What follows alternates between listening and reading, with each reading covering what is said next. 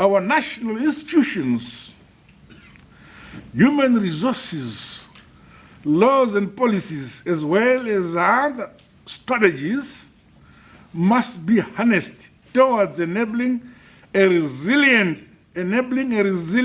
functional, and efficient market.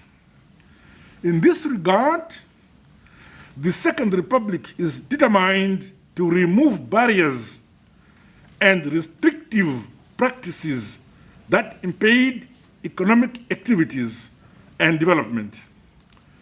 This is the true essence of our ideology, that is, Zimbabwe is open for business. I wish, therefore, to take this opportunity of this occasion, this workshop, to assure stakeholders, both local and from abroad, that the Second Republic of Zimbabwe will continue to focus on building a modern, industrialized, and prosperous Zimbabwe.